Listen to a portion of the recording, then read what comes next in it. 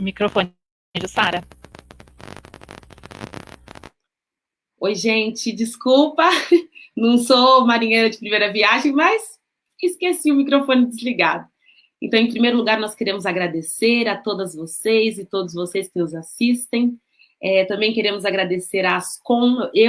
Quero agradecer à Ascom pelo convite de participar desta live e parabenizar pela iniciativa da Ascom. Então, agradeço a Ana Carla, a Patrícia, que são desse setor. Agradeço também a Roberta Almeida, que é intérprete de Libras e que contribui para que esse espaço seja um espaço de acesso para todas e todos. As educadoras e educadores da educação infantil, dos SEIs, das unidades parceiras ou diretas, as educadoras e educadores das EMEIs, as educadoras e educadores das EMEFs, dos CIEJAS, da outra EJA, também das EMEBs. Então, agradecemos a todos e todas, os gestores, os educadores que estão envolvidos na educação infantil municipal de São Paulo. Quero fazer um agradecimento especial a Cibele de Paula, a Sirlene Barbosa e a Solange, por estarem aqui presentes com a gente, conosco, e que vão abrilhantar essa tarde, trazendo as suas práticas antirracistas. Antes mesmo de iniciar, de passar a palavra para as meninas, que têm muito a nos dizer, é importante nós retomarmos uma discussão que iniciamos em 14 de maio, na nossa primeira live. Lá no final, nós discutíamos negro, preto, pardo, mulato, como chamar, como tratar. Então, é importante lembrarmos, né, enquanto educadoras e educadores que somos, precisamos pensar nesses termos e precisamos colocar esses termos de forma respeitosa e de forma com que a pessoa que é chamada, a criança, o adulto que é chamado, esteja bem, esteja feliz. E aí, então vamos pensar no termo negro. O termo negro, para o IBGE, ele é a soma de pretos e pardos. Atualmente, né, em torno de 54% e meio da população é negra, ou seja, preta e parda. Acontece que, historicamente, o termo preto, ele foi trazido numa perspectiva muito pejorativa. Eu vou ler para vocês 2 anúncios que anunciavam pessoas à venda, na época que homens e mulheres pretas e negros eram escravizados. Fugiu a Joaquim Domingues Correa, na cidade de Campinas, um escravo de nome Augusto, com os seguintes sinais: cor de pele bem preta, bastante barba, magro, faltam 2 dentes na frente. Esse era um dos anúncios. Outro, vende-se uma preta, moça de Nação da Costa, para fora da província, cozinheira e lavadeira. Historicamente, né, gente, o termo preto, ele foi empregado numa perspectiva pejorativa. E aí vem, né, o nosso vocabulário, a lista preta, hoje é dia de preto. E aí um vocabulário que é de uma sociedade que tem um racismo estrutural e que é estruturada por meio também do racismo. E aí a gente precisa, então, considerar essa construção e o uso social que o Brasil empregou para o termo preto. Mas também é importante a gente saber o seguinte: tem várias vertentes, estudos e fontes que vão entender e sociedades. Então, o Brasil vai entender de uma forma, os Estados Unidos de outra forma. Então, a gente vai pegar aqui a perspectiva do Brasil, né? Precisamos, enquanto educadoras e educadores, ser muito observadores para entender o preto, que quando é utilizado dentro do espaço de educação infantil, ou do ensino fundamental, ou da EJA, ou da IMEBs, considerado racista, é pejorativo, ou é para identificar?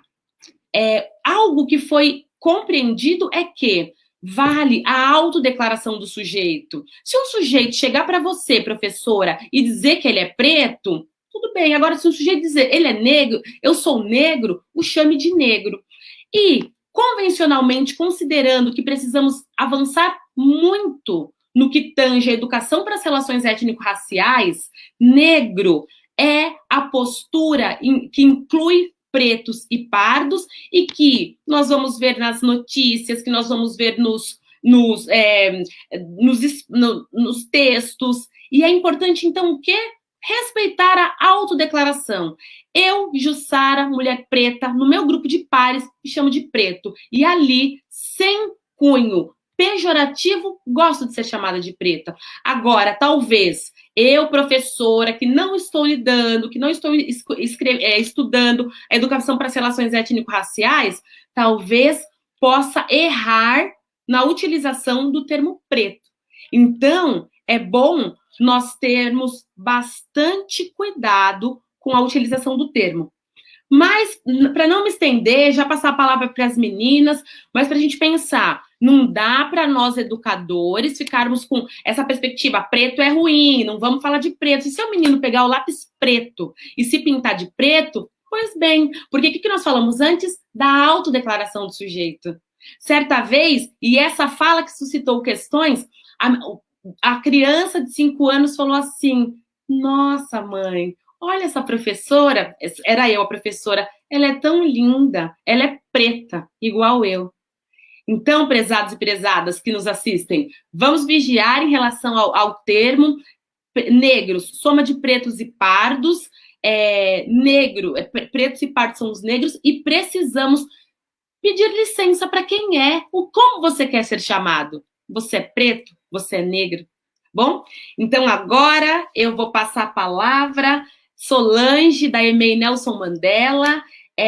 Eu gostaria muito de saber, Solange, a gente sabe que a Nelson Mandela tem um trabalho consolidado com a educação para as relações étnico-raciais, é uma escola muito premiada, vocês se inscrevem nos prêmios, vocês estão bastante conhecidas na rede. Eu gostaria de saber, Solange, como tem sido o cotidiano de vocês, a Nelson Mandela? Boa tarde, é um prazer estar aqui, né, compartilhando essa live com essas mulheres maravilhosas, inspiradoras. Não tem como falar da Nelson Mandela sem contar um pouquinho, rapidinho, sobre a nossa história, né? Então, em 2011, né, a gente começa a implementação da Lei 10.639, né, com a diretora Cibele Raci, que é a nossa diretora na época, uma diretora aí que foi bem corajosa, né, nesse sentido de mudar mesmo a realidade da escola, e a partir daí se entendeu que as relações étnico-raciais tinham que fazer parte, né, do nosso PPP, né, como tema transversal de todas as nossas propostas pedagógicas. E tem uma mudança muito característica da nossa escola, Jussara, que contribuiu muito, que a gente acredita hoje para a gente se considerar uma escola, uma comunidade, né, mandelense, porque a EMEI Nelson Mandela, ela é uma escola da rede municipal como todas as outras, né, então nós temos o concurso público que dá acesso aos professores, à diretora, né, a gestão, e nós temos aí as terceirizadas, né, que prestam os serviços dentro das escolas, e aí, para romper com essa lógica racista, né, que coloca assim, muitas vezes, se a gente olhar para essa escola, para a maioria das escolas, quem estão nesses lugares de serviço nas escolas? São as pessoas negras, né? Até mesmo na equipe docente da escola, não somos a maioria mulheres negras. Então, como romper, né, com essa lógica racista que nos separa dentro da nossa escola? Então, se institui que todas e todos são educadores e educadoras, né? São educadoras da limpeza, são as educadoras da cozinha, as educadoras do quadro de apoio, e aí elas passam a fazer parte do processo, né, dos projetos pedagógicos da escola, né, e aí também se ensina enquanto comunidade, né, que todos e todas são responsáveis por esse momento, por exemplo, de limpeza no restaurante, que é uma marca de muitas escolas, que me inquieta muito, e acho que nos inquieta muito na Nelson Mandela, que é as crianças se alimentando ali no restaurante e as servidoras da terceirizada em pé, esperando elas terminarem para limpar. Então, não, as crianças lá levantam, elas pegam os panos, elas mesmas vão limpando no intuito mesmo de romper com essa lógica racista aí que nos divide dentro da escola. E também, para fechar rapidinho essa primeira fase, né, essa primeira fala, a formação de todas as equipes nos momentos de GEIF também é um marco para essa conquista também, né? Então, as servidoras e as educadoras da limpeza e da cozinha também participam desses momentos de formação para se apropriar do nosso PPP, para saber mais sobre as nossas práticas, né? Para romper com essa lógica. O quadro de apoio já tem um tempo que não tem formação dada pela rede, né? Então a escola também tomou isso como aí uma luta, né, contra esse racismo institucional. Esse é um pouquinho da nossa história.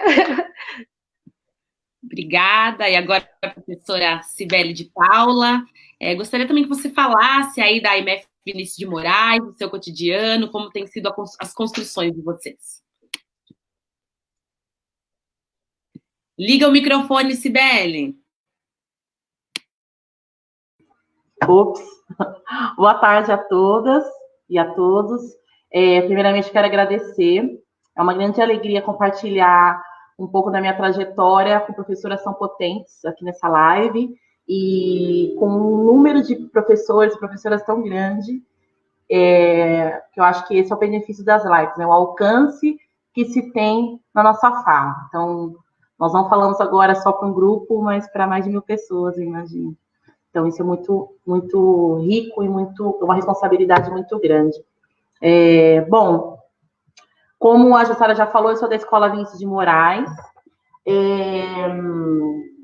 Eu trabalho na mesma escola há 11 anos. Eu acho que, pensando um pouquinho, quando nós conversamos, né, como ponto de partida dessa live, nós pensamos um pouco nesse ponto de partida dessa transição da EMEI para a EMF, né? Eu tenho na minha casa, a minha família, a Gisele, que é uma professora de educação infantil, e ela sempre a gente sempre refletimos juntas sobre essa transição da educação infantil para a escola de ensino fundamental. É muito importante destacar, quando uma criança sai da educação infantil de ensino fundamental, alguns conceitos que são determinantes para a construção da identidade da criança. Na Escola Vinícius de Moraes, eu entrei na rede em 2009. Desde quando entrei na rede municipal, eu estava cursando História, e eu percebi a ausência da temática racial dentro do ambiente escolar. Além disso, a Escola Vinícius de Moraes, ela é da comunidade do Jardim Tietê, na Zona Leste de São Paulo, uma comunidade majoritariamente negra e que não se identificava como negra. Então, quando eu entrei na rede municipal, eu ainda era uma mulher negra com meus cabelos alisados e passei pela transição no momento que essa questão não era tão discutida. Com 10 anos, as coisas mudam, né? E todas as vezes que eu entrava em sala de aula, os alunos questionavam sobre o cabelo, por que eu usava um colar, por que eu usava semente, por que eu usava um tecido estampado. E foi quando eu percebi que o ponto de partida pedagógico para a minha prática seria o corpo, seria a consciência corporal. Como, por exemplo, a abordagem dos lápis de cor, que é algo que também é muito polêmico dentro da educação, principalmente na educação infantil. Bom, no início do ano letivo, eu observei que quando eu recebia as cartinhas que as crianças entregavam, eles sempre me desenhavam com aquele lápis cor de pele, aquele lápis rosa, né, que as crianças usam. Então, o que eu fazia? Eu pegava o lápis cor de pele, o lápis rosa, né, que a gente chama, o lápis marrom, e o lápis preto. E perguntava para eles assim, que cor é essa daqui? Eles sempre me falam, cor de pele. Pegava o marrom e falava para eles, e essa cor? Qual que parece comigo? E eles mostram e falam, parece com você, eles entram num conflito. E aí eu vou dialogando com eles de modo que eles entendam que a cor que se assemelha mais com a minha pele é a cor preta ou a cor marrom. Tudo bem você pintar de preto, é importante também a gente romper com essa construção. E esse é um ponto de partida muito importante, porque as crianças começam a refletir sobre essa professora, enquanto mulher negra, que está ali, que entende a sua corporeidade, entende a sua consciência corporal, entende? E se identifica como uma mulher negra. E para a criança negra também é importante, porque ela entende que ela pode, sim, pintar desenhos parecidos com ela, e para as crianças não negras também, para que elas tenham uma prática, uma postura antirracista, que elas reflitam que é bom ser diferente, tudo bem ser diferente. Dentro do ensino fundamental, nós temos uma discussão, uma fala, às vezes, muito senso comum, e nós dizemos, aqui todo mundo é igual, principalmente no meio dos conflitos. Todo mundo é igual, a gente resolve o conflito assim. E quando a gente começa nossas aulas, o início do ano letivo, partindo sobre essa problematização do lápis cor de pele, falando, olha, é isso, a cor que parece comigo não é esse rosa, então é cor de pele. É um ponto de ruptura muito diferente, muito importante, porque você mostra para a criança que o ponto de partida pedagógico dela é se reconhecer, e reconhecer o outro.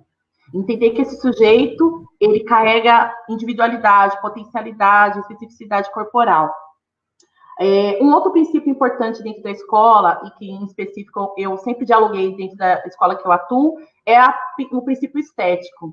Quais são as escolhas que nós fazemos quando nós vamos decorar o ambiente escolar? Nós usamos aquele bonequinho DVA com rosinha, o dito cor de pele, ou nós utilizamos uma diversidade, uma pluralidade de cores. Isso mesmo até na escolha pedagógica das atividades. Quando a professora vai lá fazer aquela pesquisa no Google, quando ela vai preparar a sua atividade, e ela elabora atividades onde todos os bonequinhos lá do desenho têm cabelo liso, aquela criança negra, ela não vai querer ter o cabelo crespo. Ela vai, sim, querer se assimilar àquele modelo como belo. Então, quando você traz a temática dentro do ambiente, pensando um pouco totalmente no ambiente escolar da escola que eu atuo, existe uma revisão dessa estrutura curricular, existe uma revisão da concepção de currículo que eu tenho. Isso perpassa por todas as áreas do conhecimento. Além disso, além dessa reflexão estrutural do currículo, eu também penso nesse ambiente estético. Quando eu entro nessa sala de aula, quando eu penso no espaço físico da escola, quais são os espaços que as crianças entendem essa diversidade? Então, são essas discussões que perpassam aqui um pouco, que eu perpassei um pouco nesse cotidiano escolar aqui no Vinícius de Moraes, que é por sinal onde eu estou agora. E essas discussões perpassaram o meu ponto de partida aqui dentro dessa escola nos horários coletivos. Foram debates calorosos a princípio, até hoje são, mas eu acho que nós estamos com conquistas bem significativas, porque a longo prazo as pessoas estão entendendo que isso precisa ser dialogado, porque a temática racial dentro da escola precisa acontecer, porque os alunos negros estão na escola, nós precisamos falar deles, eles precisam se identificar com a proposta curricular que está sendo desenvolvida todos os dias aqui. É isso. Obrigada, Cibele. A Cibele fala uma coisa, né? A educação para as relações étnico-raciais precisa ser tratada, ser dita, porque os estudantes negros estão lá.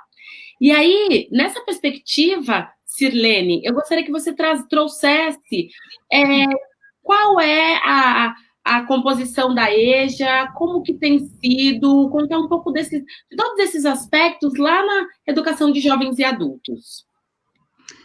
Oi, boa tarde a todas e todos. Eu quero, antes de tudo, agradecer pelo convite, a Ana Carla, a Jussara, e muito obrigada a Cibele e Solange por dividirem esse espaço comigo. Estou aprendendo muito com vocês. É impressionante como mais a gente conversa, mais a gente aprende, né? Eu trabalho no CIEJA Itaquera, então não é a EJA regular, é uma EJA diferenciada. Fica dentro de uma comunidade, a comunidade dos Três Cocos. E o que eu observo lá? Eu estou há 5 anos nessa escola. É uma escola muito progressista, ainda bem. A nossa gestão e o grupo docente, a gente trabalha muito em equipe e as discussões acontecem, né? Eu percebo que quando, por exemplo, a Cibele fala que surge essas coisas de discussões no meio de uma GEIF, por conta de questão racial, porque, afinal de contas, o Brasil, né, o racismo não existe, no CIEJA, parece-me que já está contemplado, existe, a gente precisa falar disso, né? Então, eu queria pensar em 2 momentos da EJA, que é o CIEJA que eu tenho. Eu tenho estudantes de 15 anos, portanto, adolescentes, eu tenho jovens, adultos e idosos. Quando eu penso nesses mais velhos, né, com idade superior a 50 anos, inclusive os idosos, e para todos e todas, de todas as idades, eu pergunto sempre para os estudantes, o que aconteceu? Eu quero tentar entender o que aconteceu no decorrer da vida destes, para que eles não tivessem acessado a educação escolar. E aí, para os mais velhos, além de todas as histórias que eles me contam, eu penso em alguns documentos oficiais do nosso país que estruturaram esse racismo. Por exemplo, em 1878, 10 anos antes da Lei Áurea ser assinada, uma lei que, por sinal, minúscula, para não dizer, não sei se é a menor ou a menor, não sei se é a menor do país, ou é uma das menores, porque você dá a suposta liberdade, mas você não dá residência, educação, saúde, etc. Né? Então, esse 13 de maio ainda não aconteceu, a gente está brigando por isso. Mas voltando a esse decreto de 1878, é um decreto, é um documento oficial do Brasil, estabelecia que os negros só podiam estudar no período noturno e além de vários outros impedimentos para esses negros acessarem a educação escolar. Aí, eu quero citar que a Constituição de 1934, que foi depois da abolição, quer dizer, 34 foi ontem, ela tem no artigo 138, está dito que incumbe à União, aos estados e municípios, estimular a educação eugênica. E aí, quando eu observo meus alunos, seus fenótipos, e vejo que em sua grande maioria são negros ou descendentes de direto, eu consigo entender, está dentro desse contexto. Mas, quando meninos e meninas, estudantes de 15 anos, chegam na EJA, a gente está percebendo uma chegada muito grande de adolescentes nessa educação, que em tese é educação de jovens e adultos, eu fico me perguntando se esse tipo de educação deveria existir. Porque se nós pensarmos um documento oficial também, que é a Constituição de 88, que garante uma educação pública e de qualidade para todos e todas, esses meninos e essas meninas não deveriam ter parado de estudar, ter evadido ou terem sido expulsos. Porque quando nos diálogos que eu tenho com os adolescentes, a conversa que eu tenho sempre acontece assim, ou é com alguém da minha idade, que muito me assusta, porque eu sou uma mulher preta, da periferia, Zona Leste, estudei em escola pública a vida inteira, e aí eu fico tentando entender quais passos eu consegui passar para que ele não passou para ele estar hoje como meu estudante no CIEJA. E aí ele me conta que, por exemplo, na família dele, 7 filhos, pai trabalhador, não tinha condições de sustentá-los como de fato deveria ser. A mãe falava, vá para a escola, filho, e coma, porque talvez não tenha comida em casa hoje. E aí ele ficou alguns dias sem ir para a escola, e quando foi à escola, esse tem a minha idade, então esse já está dentro da Constituição de 88. A professora pergunta para ele, o que você trouxe para a festinha, que ele nem sabia. E aí ele me diz, eu não tinha nem o que comer em casa, que dirá levar alguma coisa para a festinha. Eu disse, nada, então você não entra. A partir daquele dia, ele nunca mais entrou na escola. Então foi um racismo, um classismo direto em cima desse sujeito que voltou para o CIEJA. Agora, quando, por exemplo, eu converso com uma menina de 15 anos, que eu percebo que lê bem, escreve bem, é super articulado, vamos lá, o que aconteceu? Por que você parou de estudar? Porque na minha escola só me chamavam de neguinha fedida, cabelo duro, e ninguém fazia nada, eu não aguentava mais ouvir isso. Diferentemente daqui. Aqui, eu percebo que o meu cabelo crespo, solto, é valorizado. Então, coisas importantes que precisam ser ditas. A gente precisa rever nosso currículo, sim. É um currículo ainda muito europeizado. A gente precisa decolonizar esse currículo, a gente precisa inserir vozes de mulheres, de negros, de indígenas, para parecer um Brasil de fato, e para que esses estudantes não se sintam como, se eu não faço parte desse ambiente que nada me representa, ou eu evado, né, ou me expulsam, porque também tem muitos que chegam lá e me contam, olha, eu fui expulso. A gente sabe que pela lei, legalmente isso não existe, mas acaba acontecendo com alguns. E por que eles foram expulsos? De acordo com diálogos de muitas das vezes por conta do currículo, porque o que eu escuto sempre é, nossa, mas essa escola é diferenciada, vocês falam que o Brasil não foi invadido, não foi descoberto, ele foi invadido, vocês falam de outra forma da questão da escravidão, vocês falam de outras formas de como, de quem foram esses negros, da qual que eu sou descendente, né? Quer dizer, contar uma outra história, porque não dá para a gente repetir um currículo já que não enquadrou esses meninos em outras escolas, seja EMF ou estadual, enfim, na educação básica do ensino fundamental 2. Eu acho que deu para falar alguma coisa, Ju? Certo, certo. É interessante, né, então, a gente pensar que no município de São Paulo, então, nós atendemos desde a educação infantil à educação de jovens e adultos, né, pensando numa perspectiva de um currículo que tenha o compromisso com a equidade, com a educação integral e inclusiva. E é muito interessante então, a gente pensar nos nossos territórios e de que forma nós temos promovido isso às crianças. Quando eu estou aqui de mediadora e de pessoa que trabalha no NEER, quem me conhece sabe que eu estou com vontade de falar enquanto professora de educação infantil que sou, né? E assim como minhas colegas trazem, eu vou trazer também um fato para ajudar a gente a pensar o quanto nós precisamos caminhar em busca dessa educação antirracista. Lembrando, e é muito importante dizer a vocês que nos ouvem, que ser antirracista é muito mais do que não ser racista.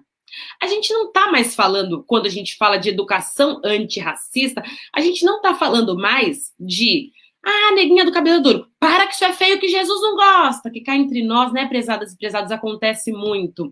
Ou ainda, toma um desenhinho aí, pinta, todo mundo tem que pintar de marrom. Não, educação antirracista é aquela que parte da premissa da valorização da identidade da população negra, africana e afro-brasileira. Nós passamos da perspectiva, ultrapassamos a perspectiva do silenciar ou do proteger o indivíduo, como Paulo Freire fala, oprimido, para a emancipação desse sujeito, que é um sujeito que tem história, que é um sujeito que tem uma cultura, que é um sujeito que tem voz. E aí eu vou pegar a fala da Cibele. É uma falácia complexa dizer somos todos iguais. Na perspectiva do direito, temos direitos todos iguais, mas não, esses direitos não são postos iguais a todas e todos. E aí, como abordar racismo na educação infantil? Com antirracismo. Não precisa sentar os bebês e as crianças pequenas e ficar falando, hoje vamos falar sobre racismo. Ele é feio? Não, não. Traz a Lia de Itamaracá e mostra a arte da Lia de Itamaracá. Traz, comenta um excerto do Panteras Negras, uma sociedade completamente incrível de pessoas negras, pensada por pessoas negras. Traz a ideia, prezadas, é a gente pensar que juntas e juntos, numa perspectiva antirracista. A ideia não é mais, chega de dar colo pro coitadinho, porque as crianças negras não são as coitadinhas. As crianças negras são potentes. E tem mais. A educação antirracista não é para as crianças negras, é para as crianças negras e as não negras. Até porque se expõe um racismo estrutural numa sociedade de um problema que não é causado pela população negra, tão pouco pelas crianças ou adultos negros, e que nós precisamos valorizar a cultura para a criança negra se entender e compreender todo o seu valor e para que a criança não negra respeite. Nesse sentido, e eu falei mais do que eu devia, não estava no script, eu vou contar uma história rápida e vou passar para a Solange. Então, estávamos lá na EMEI, Mário Alves de Carvalho, um abraço para essa equipe incrível, e a gente foi fazendo um trabalho a partir da Mancala, com crianças de 5 anos, colocamos uma cantora negra para cantar para as crianças. Fabiana Moutinho, um beijo, a minha parceira, uma mulher branca que luta muito contra o racismo e tem muitas práticas antirracistas. E aí, gente, a gente pôs a cantora e aí uma menina pinta a cantora de salmão. E a gente pergunta para a menina, por que é que você pintou ela de salmão se a cantora é assim? E mostramos a cantora para ela. Ela falou assim, para ficar mais bonita. Aí eu pensei, nossa, tô fazendo tudo errado, porque fiz, falei. No outro dia, né, então tinham 10 fotos de mulheres negras de um lado, 6 fotos de pessoas negras, homens negros de outro, fotos de festas, fotos incríveis da Costa do Marfim, que nós estávamos estudando a Costa do Marfim, para dizer, essa beleza toda, essa potência toda é na África. E aí, num país chamado Costa do Marfim, que eles bem conheciam. E aí, Solange, diante disso, eu gostaria de saber como tem sido o lápis cor de pele no contexto de vocês na Nelson Mandela, bem como outras práticas que antirracistas, nessa perspectiva antirracista. Tem algo que a gente foi descobrindo, né, Jussara, ao longo dessa nossa história, que tem muitas coisas que antecedem, né, esse lápis cor de pele, né? Então tem toda uma estética que permeia essas crianças, né, esses bebês e essas crianças por um longo período, né, da vida delas até elas chegarem na nossa EMEI, por exemplo. E que para a criança chegar, né, a se desenhar e se identificar, né, pegar o lápis marrom, preto, como a Cibele bem colocou, demora, né? É importante a gente não só chegar e trocar o lápis da mão, né? Não pega esse porque não é salmão, porque cor de pele não é assim. Não, esse discurso ele não vai dar os subsídios que a criança precisa para ela entender que existem diversos tons de pele, né? Então tem uma coisa que a gente até colocou nas nossas páginas essa semana, né, essas últimas semanas, que é a questão da estética que envolve a escola, né? Então, esse espaço de construção de conhecimento, né, de ampliação de repertório, como as pessoas estão representadas ali, como representa essa beleza. Então, se ela está dentro dessa lógica da branquitude, né, em que o tom de pele mais rosado, ele é tido, sim, como mais belo, mais bonito, né, a criança em si, ela vai entender tudo que está sendo dito para ela ali. E o nosso trabalho, ele é um trabalho de trazer o repertório, porque essa criança precisa, para elas por si chegar nesse lugar, né, porque tem algo que a gente tem nos projetos, que é a melanina, né, a gente trata muito da melanina com as crianças como esse fator determinante aí, né, genético, que nos traz diferentes tons de pele, né, diferentes tipos de cabelo, porque a gente com as crianças precisa ser muito palpável, né? Então, essa idade de 4, 5 anos, 6, eles ainda lidam de uma forma muito concreta com as coisas. Então, o belo, né? Qual é o belo de quem é, né? Para quem é. Então, a gente tem caminhado nesse sentido, de trazer para as crianças esses significados, né? Então, eu fico me perguntando, eu acho que é uma pergunta importante para os 6, né, que lidam aí com os bebês já tão pequenos, e aí para as nossas EMEIs, por que as crianças chegam nas EMEFs ainda com essa referência do lápis salmão como lápis cor de pele, né? Então, algo tá passando aí. Qual é essa estética que a gente tem validado nas nossas escolas, né? Porque é isso, se a gente ainda insiste, né, em apresentar para as crianças esse universo, não adianta eu estar ali no meio de 35 falando que todos somos iguais. Ele está olhando para todos os seus colegas ali de grupo, está olhando para a professora, vendo ali as diferenças e está falando, não é não, né? A gente não é igual. Nós somos diferentes e temos que ser respeitados dentro das nossas diferenças, né? Então, o nosso caminho é bem nesse sentido dessa desconstrução e construção dessa nova estética, porque o lápis de cor em si, ele só é a ponta, né, de todo esse percurso que a criança faz até ela chegar na escola. E é ali que a gente vai validar ou não, né? É ali que a gente vai dizer que estética a gente está validando aí na nossa escola. Não sei se dá tempo de responder, Jussara, sobre a questão da autonomia das crianças nos espaços. Pode responder? Então, lá a nossa EMEI, ela é gigante, e aí a gente tem territórios de aprendizagem. Então, desde do restaurante como território de aprendizagem, os banheiros, as salas. Então, para que as crianças contribuam nesses momentos de cuidado dos espaços, a gente criou um ritual, né? Com 30 crianças, 35, se a gente não criar esses pequenos rituais. Então, sempre tem materiais disponíveis para, sempre que termina uma proposta, todas e todos limparem, as crianças, as professoras, tirando aí a única responsabilidade do cuidado desses espaços, serem das nossas educadoras da limpeza. É uma forma que a gente criou foi sim dar responsabilidade para todo mundo. Então, terminou uma proposta na sala, todo mundo organiza, terminou no espaço de artes, todo mundo organiza, e assim por todo o território da Emília Nelson Mandela, e quem já foi lá sabe que não é pequeno. Então é isso, as crianças estão sempre dispostas, estão sempre abertas ao conhecimento, então não tem desculpa aí para a gente continuar insistindo nessa lógica estrutural do racismo dentro das escolas. De que lado vocês estão, né? De que lado a gente está? Acho que é uma pergunta que a gente, enquanto equipe, precisa se fazer aí. E diante dessa fala da Solange, né, de que lado nós estamos, nós precisamos compreender que a gente não tem escolha de debater ou não educação para as relações étnico-raciais a partir da Lei 10.639, que altera a Lei de Diretrizes e Bases. Não é uma escolha. Nós precisamos, é dever de cada educadora e educador discutir as temáticas. Vivemos numa sociedade que é perpassada pelo racismo estrutural e que, infelizmente, às vezes a gente possa se deparar com os nossos valores, mas enquanto professoras e professores da rede municipal, seja nas unidades diretas ou parceiras, nós precisamos nos implicar na discussão da temática, uma vez que está posto na lei.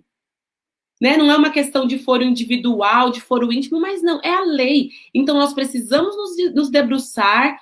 Atualmente, o currículo da cidade, em todo ele, perpassa a educação para as relações étnico-raciais, e nós precisamos fazer valer a lei. E diante disso, Cibele, eu gostaria muito que você trouxesse, né, o que vocês têm avançado, as tuas práticas, e como tem sido no Fundamental 1 e no 2, essa educação antirracista que vai além do não racismo, né? Gostaria de ouvi-la um pouquinho. Sim, eu estou pensando muito no que a Solange trouxe para nós, do contexto da educação infantil, e também penso muito nas reflexões que eu faço, como eu já falei, tenho uma pedagoga na educação infantil em casa, e eu vou, além de todo esse contexto importante que a Solange trouxe, eu vou um pouco além.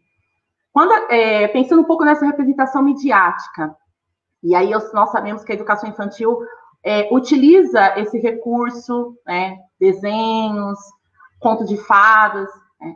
Claro que a gente pensa aí, por exemplo, numa mídia que está sempre produzindo conto de fadas, essa representação é majoritariamente branca, mas nesse movimento de educação infantil, existe uma busca, uma pesquisa de outras literaturas, outros desenhos animados que contemplam essa diversidade, né? A minha irmã trouxe, por exemplo, um relato de uma prática que ela trabalhando cultura indígena, e na mitologia da sereiara, quando ela colocou no Google, ela só encontrou sereias brancas. E aí, depois, com muita pesquisa, ela encontrou material dentro da prática pedagógica que a contemplasse a narrativa. Então, existe esse movimento, é importante a gente pensar nisso também, porque se nós trabalhamos o conceito de cor de pele, e se eu trago só desenhos animados de princesas que não pareçam com essa criança, a criança preta, a criança gorda, a criança magra, a criança baixa, a criança indígena, ela não vai querer parecer, ela não vai querer se identificar. Uma outra coisa importante também, antes de começar a fazer essa repertoriação, é que eu acho que dentro da educação nós precisamos compreender, em todos os níveis, que a gente não precisa utilizar, aliviar eufemismos para conceituar racismo. Muitas vezes os professores usam o conceito bullying, preconceito. Não, vamos trabalhar a diversidade. Ok, a diversidade. Esse é um debate também que eu já pontuei aqui na nossa escola. Africanidades. África é muita coisa para a gente conceituar tudo num nome só. Né? São muitos países, é um continente, 54 países. Então, a gente precisa dar nome às coisas, precisa conceituar. Então, considerando todo esse contexto que foi antecipado pela Solange, dialogado na educação infantil, o ponto de partida importante dentro da educação, do ensino, acho que da educação como um todo, mais específico do que me compete, que é o ensino fundamental, é a partir do corpo. Eu estou falando isso porque quando a criança sai da educação infantil e vai para o ensino fundamental, a nossa preocupação é muito grafocêntrica. Nós nos preocupamos em ensinar a criança a ler e a escrever. E a gente considera todo um contexto, todo um percurso trabalhado na educação infantil que considera corpo. Eu estou falando isso porque eu penso muito um pouco nessa narrativa da Solange, no que eu dialogo em casa com a minha irmã. Isso não é abordado, a gente se preocupa com a alfabetização. E aí, quando a gente vai selecionando esses conteúdos, nós não temos um olhar de amplitude, nós não olhamos para aquele aluno. Então, primeiro ponto, professor, professora que tem que trabalhar a questão racial, parta desse corpo, parta daquele sujeito que está naquela sala de aula. Eu acho o que a Jussara trouxe dessa conceituação dessa conceituação que a Jussara trouxe dessa conceituação de pele, de conceitos em relação à identidade. Aliás, o conceito legal é importante, mas nós temos, enquanto educadores negros e não negros, um dever ético de abordar questões raciais, porque a escola, quando contempla a criança negra, a criança com deficiência, a criança indígena, eu estou cumprindo o papel e a função social da escola. Nós não podemos mais dizer o preconceito se vem da criança, vem dos pais. Essas falas não nos contemplam mais. Sim, precisamos contemplar na nossa prática curricular. Não dá mais para falar, mas ele nem se considera negro, a mãe dele não se considera negra. Precisamos cumprir a função social da escola. E pensando em tudo isso, precisamos entender que existe racismo, nomear as coisas. E não devemos, enquanto educadores, ter melindres para dizer, sim, estou com uma prática racista e vou revê-la. Eu vou compartilhar aqui com vocês um pouco um pouco das áreas do conhecimento, e eu quero dizer para vocês que é muito possível e precisa ser o conteúdo da questão da cultura negra, da cultura indígena, perpassar por todas as áreas do conhecimento. Não podemos mais trabalhar a questão racial só no dia 19 de abril com uma cultura indígena, que foi super bem abordada na outra live, ou só lá no 20 de novembro. A questão racial precisa ser perpassada durante todo o ano letivo. E lá em novembro, naquela reposição, você vai colher o fruto daquele trabalho. Então, eu, particularmente, na minha prática pedagógica, faço isso. Esse é o debate que eu trago aqui dentro dessa escola, sempre. Precisamos fazer ao longo do ano letivo. Não dá, a criança não vai. E às vezes é isso, às vezes o meu aluno, outra coisa importante, nós, enquanto professores, não podemos chegar e falar, olha, você é negro, solta esse cabelo, você é tão bonita. A identidade, ela é subjetiva. Nós não temos o direito, mesmo que a criança seja retinta, com a pele escura como a minha, nós não temos o direito de chegar na criança e nomeá-la. A identidade é do sujeito. Como que eu faço para que aquela minha criança chegue e fala, eu sou negra, professora?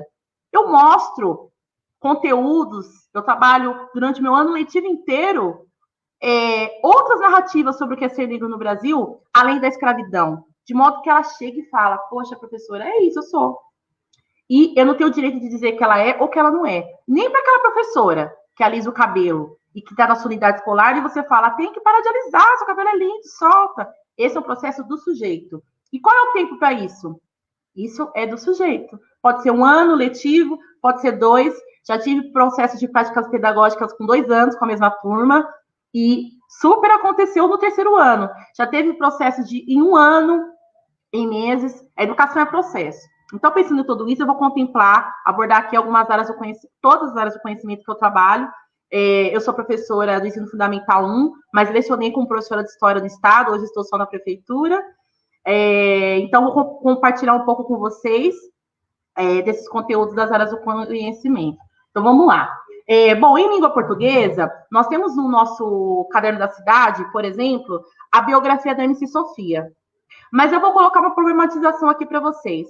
Porque nós, professores, quando trabalhamos o conceito, aliás, o gênero textual, biografia, não perguntamos para as crianças de quem que vocês querem saber.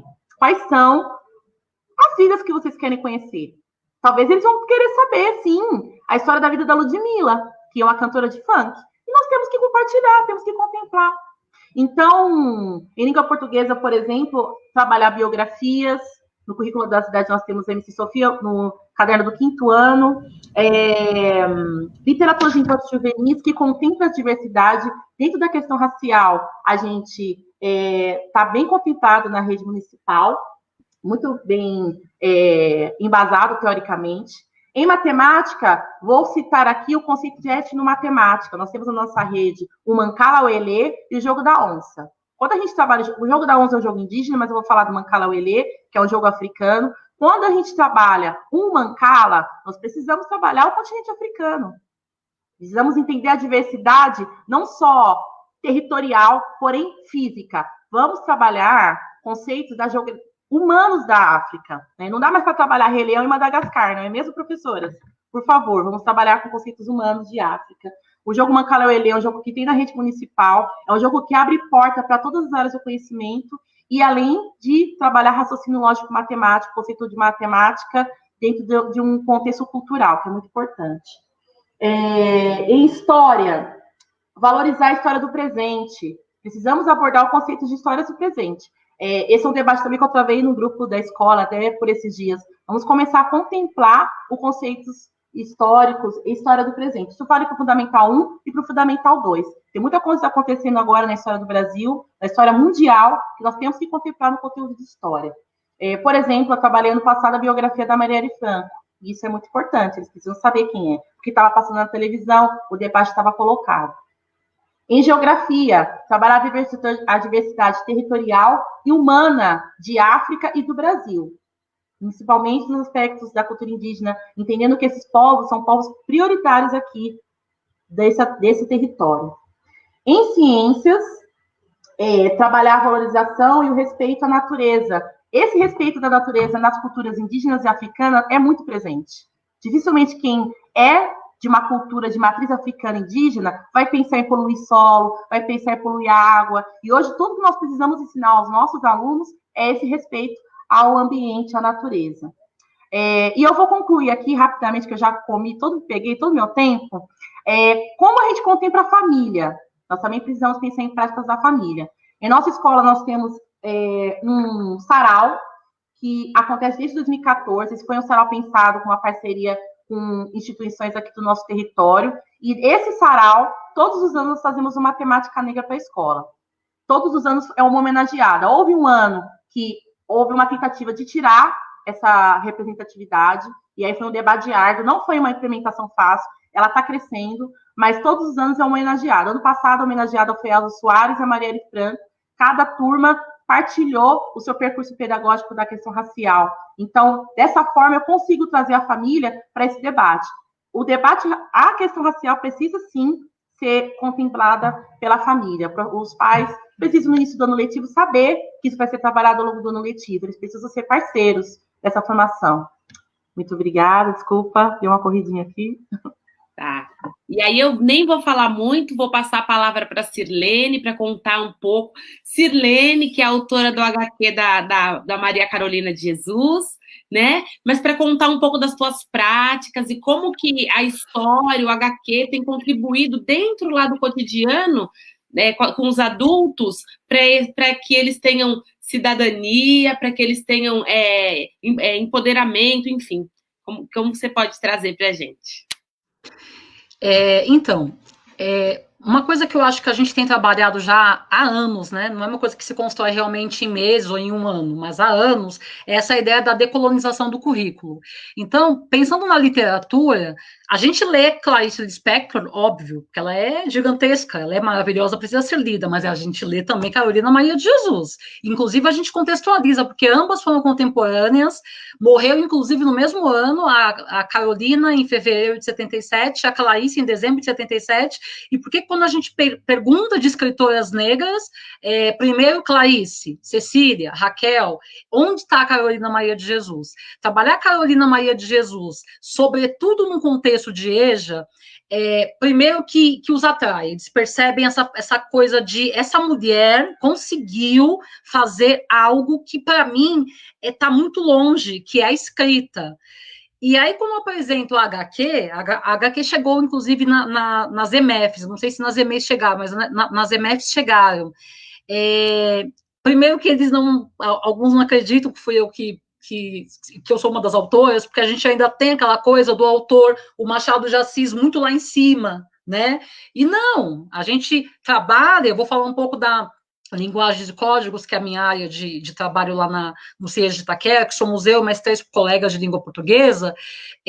Desde que a gente entrou lá em 2016, a gente começou a fazer um trabalho de escrita dos estudantes.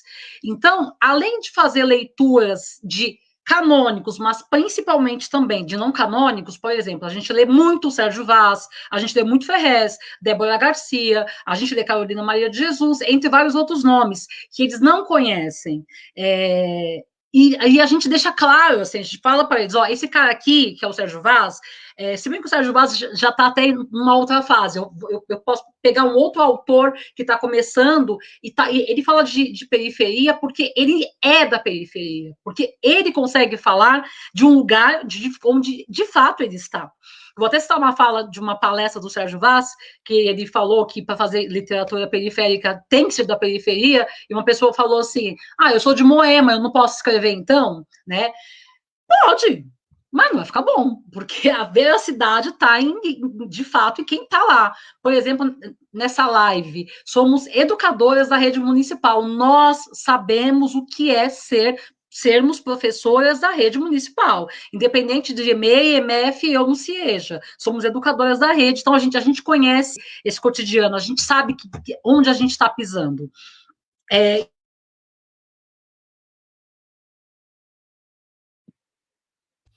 Ficou mudo, desculpa.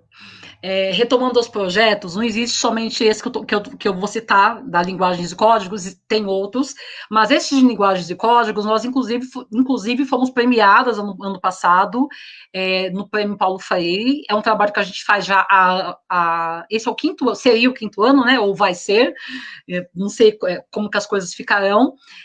Os estudantes produzem textos, e cada ano a gente varia os gêneros. Ano passado foi haikai, só que os temas são super abertos. Então, assim, a gente tem textos geniais, depois a gente digita. Os estudantes que não sabem escrever, que por algum motivo, inclusive por conta até de alguma deficiência, eles não conseguem escrever, ou o professor, no caso eu, posso ser a escriba, ou algum colega é a escriba, todos participam, inclusive com ilustrações. E há 2 anos, as capas dos livros agora são feitas de papelão, que é um trabalho muito legal, que uma professora nossa de lá, da professora Daiane, trouxe uma galera que fala de cartoneira. Então, os estudantes produzem seus textos, eles produzem suas capas, que ficam muito estilizadas, e eu acho muito legal, porque eu pego na minha sala, assim, muitas das vezes, eu juro para vocês que eu não peço para fazer isso, mas apareceu ano passado, assim, uma mulher levantando o braço, feminismo, porque o negro é lindo, e eu acho fantástico, assim. Claro que tem sempre a influência, e é bacana ouvi-los dizer assim, professora, eu não sabia que isso existia. Eu não sabia, eu achava que esse papo de racismo era coisa assim, falam que existe por aí, mas quando a senhora traz exemplos, e eu acabo entrando nesse exemplo, eu percebo que sim, existe. Eu tenho um caso de um estudante que falou para mim, assim, olha, professora, legal, bacana, mas assim, eu nunca sofri racismo. Que bom, né? No dia seguinte, ele me chama no WhatsApp e fala assim, professora, eu acho que aconteceu. Aqui onde eu moro na Zona Leste, perto do Shopping Aricanduva, é um shopping imenso, tem shopping de móveis e shopping de carro. Ele falou que foi nesse shopping de carros, que eu acho que é Autocar que chama, e ele tinha dinheiro para comprar um carro à vista. E aí ele foi lá para comprar e ninguém o atendeu. Aí ele disse, saiu de lá, foi até a Avenida Itaquera, que aqui na Avenida Itaquera tem várias concessionárias, e aqui ele conseguiu comprar. Aí ele me perguntou, é racismo? Aí eu, o que você acha? Eu acho que foi racismo. Então, é um trabalho, sim, de formiguinha, né? Nem sempre dá certo também, a gente sabe que educação é isso. Ninguém está aqui com receita, a gente está apenas discutindo mesmo, mas assim, a gente percebe mudanças, e eu, enquanto professora de linguagens e códigos, sempre chamando atenção para os termos, do tipo, eu ajudo minha mulher, não, você faz sua parte. Os meninos às vezes fazem comentários machistas, não, você precisa rever essa sua fala, porque é machista essa fala, inclusive meninas que muitas das vezes também, mulheres, que repetem esses discursos. E é na aula de linguagens e códigos que muitas das vezes a gente chama, e não é para brigar, para falar assim, você prestou atenção no que você acabou de falar? Você prestou atenção do jeito que você falou? Por exemplo, eu tive um caso ano passado que um estudante chamou o outro de preto viado, tipo, duas coisas. Aí, até retomando o que você iniciou falando, Jussara. Ontem nós nos conhecemos, conversamos, a Jussara me chamar de preta, tá tudo certo. Meu pai, meu marido, meus amigos, minha gente, dependendo de quem for, não tá tudo certo, porque eu sei que é pejorativo, porque eu sei que é racismo. E no caso deste estudante foi isso. Mas a gente conversou, a gente tentou mostrar, e no final do ano não é que as coisas mudam? E não é só no final do ano, não. Às vezes é no final da semana, eles mandam mensagem no WhatsApp falando assim, a senhora falou aquilo, eu bati de frente, mas pensando bem, eu acho que foi racista, sim. Eu acho que, ou, por exemplo, não, eu acho que eu não estudei, não é porque eu fui vagabundo, fui preguiçoso, eu não estudei porque eu tinha que trabalhar para pagar as contas da minha casa, um menino de 15 anos da Bahia, por exemplo, precisou vir para São Paulo, entre outros vários pontos. Então, o CIE de Itaquera também, a gente ganhou muitos prêmios na CET, com redações dos estudantes, a gente trabalha muito nessa questão de escrita, porque a gente acredita mesmo que o estudante que consegue, de alguma forma, colocar no papel a escrita, ele está à frente. E, então, assim, quando a gente pensa em livros, Carolina Maria de Jesus sempre aparece, a Ana Maria Gonçalves, com seu defeito de cor, nossa, Conceição Evaristo, Débora Garcia, tantas outras maravilhosas e tantos homens maravilhosos também. Bem, eu acho que é isso, né, em relação a literatura que a gente trabalha com eles, porque eu pensei em falar em outras literaturas, mas aí seria na minha experiência de EMF, que eu fui de professora de sala de leitura, e não cabe nesse contexto. Aqui é a EJA mesmo, espero ter respondido.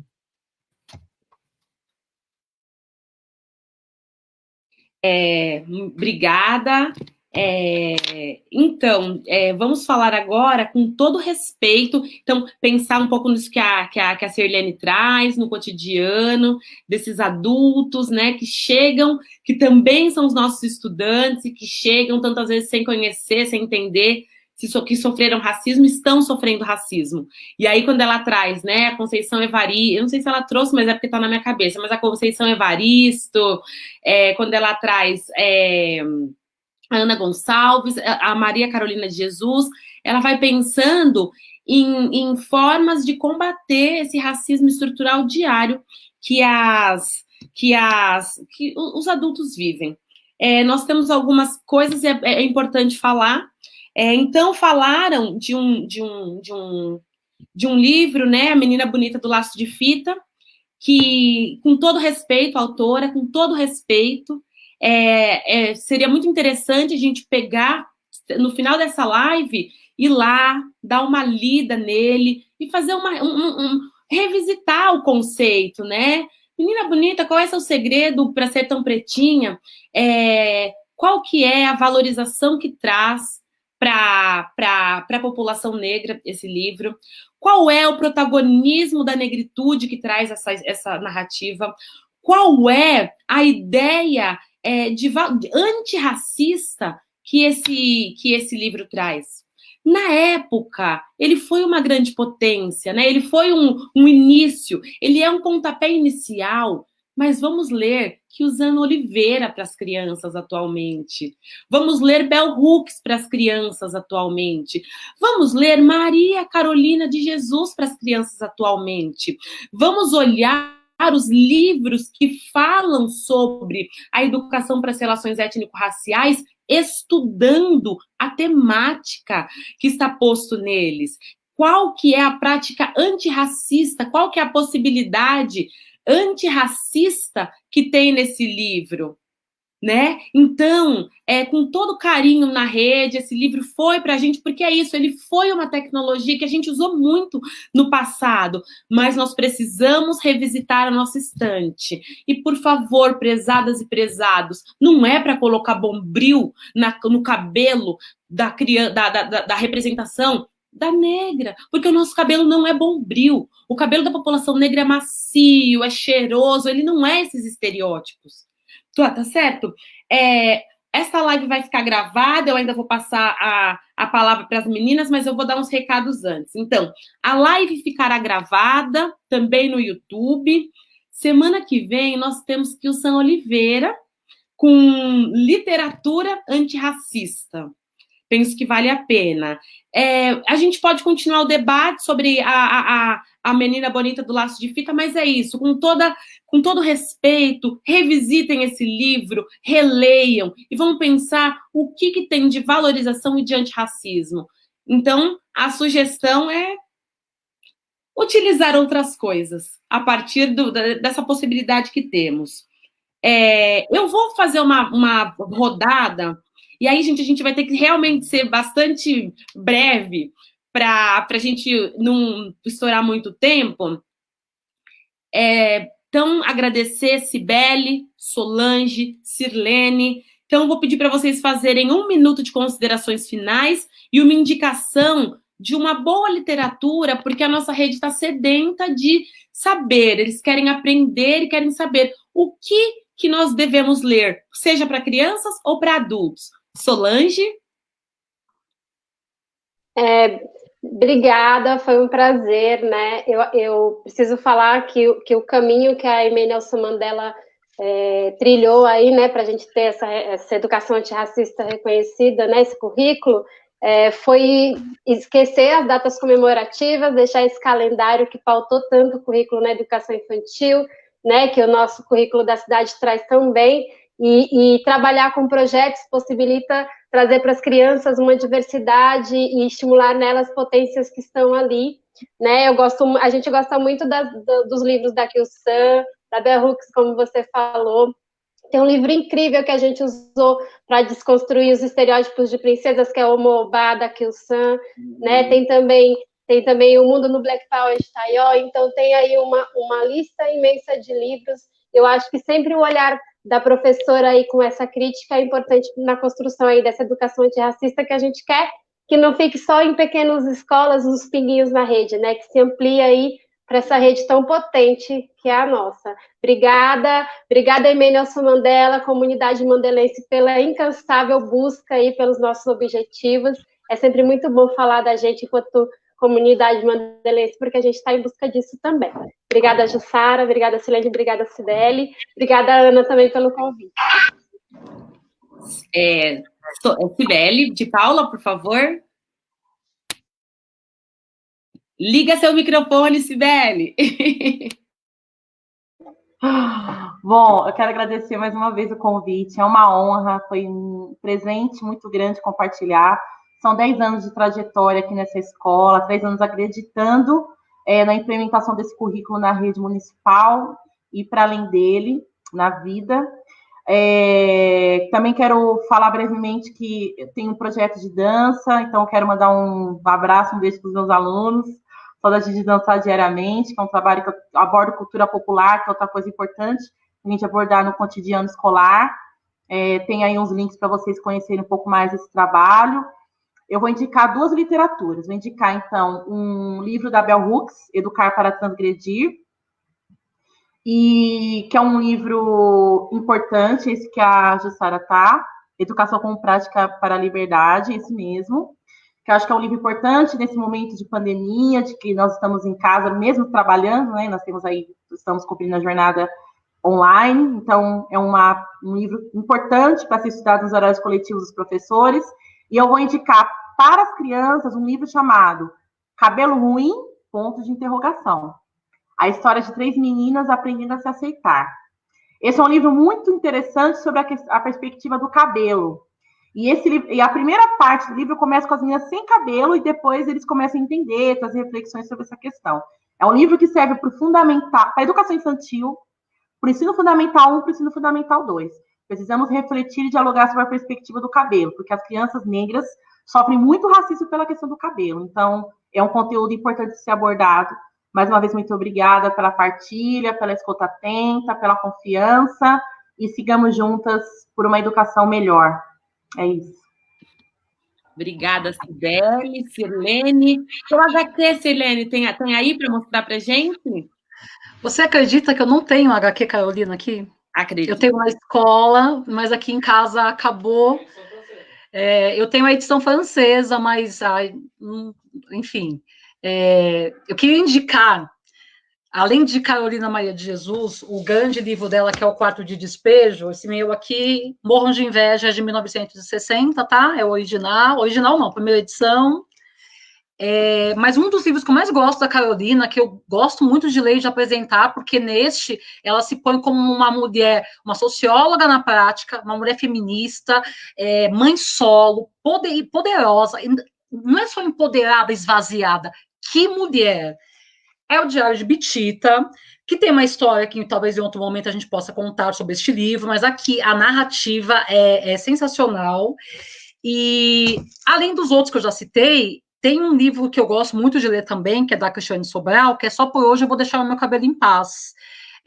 Porque ela fala de cabelo, porque ela fala da questão estética, e essa questão estética geralmente pega mais as meninas, às vezes, do que os meninos, né? Porque os meninos podem raspar, por exemplo, mas eu tenho observado que os nossos meninos estão deixando os cabelos crescerem, estão ficando com suas coroas lindas, né? Então, assim, a gente lê muita coisa, a gente lê muito Sérgio Vaz, a gente lê muito Ferrez na escola, a gente lê a Cristiane, a Ana Maria Gonçalves, a Conceição Evaristo, mas a gente também lê os canônicos. Eu não tenho jeito. Eu vou ficar com Carolina Maria de Jesus para todos os anos. Eu ali para estudantes de Fundamental 1, para estudantes de Fundamental 2, e leio hoje no CIEJA, e na EJA ele é um transformador, é como se fosse uma varinha mágica, os estudantes ficam assim, embasbacado com o poder de Carolina Maria de Jesus. Tanto que eu quero finalizar agradecendo muito. Vocês não têm noção do quanto eu aprendi com vocês, meninas, de verdade mesmo. Eu estou muito grata. E também dizendo que isso aqui é a memória de Carolina Maria de Jesus, essa mulher tão poderosa, que uma coisa que me incomoda muito, eu vi os adjetivos antes, mulher, negra, esse mãe solteira, né? Mãe solteira não, mãe solo, chefa de família. Não, é Carolina Maria de Jesus, escritora de um best-seller, e depois a gente pode falar de outras coisas, porque da Clarice Lispector a gente não fala que ela foi judia, se casou com fulano, se separou, porque isso não importa, a gente quer saber da literatura, né? E aí o meu pedido é, por favor, gente, vamos decolonizar esse currículo, a gente não vai deixar de ler Shakespeare, a gente não vai deixar de ler Disney, mas a gente precisa empretecer, indigenizar, no sentido de botar mais índio, botar mais preto nessa educação, para que nossos meninos e meninas se vejam, para que eles possam se sentirem abraçados e que eles possam se perceber dentro. Então, existe mulher negra que escreve, homem negro que escreve, eu achava que era só branco ou mulher branca. Existe narrativas e a gente precisa mostrar para eles. É um dos nossos papéis, é função. Gratidão. Obrigada, Sirlene. Nós acreditamos, nós fomos lendo as perguntas de vocês e fomos respondendo no decorrer da live, né? Então, por isso a gente vai finalizar por aqui, não abrindo para perguntas, uma vez que elas foram sendo respondidas no decorrer.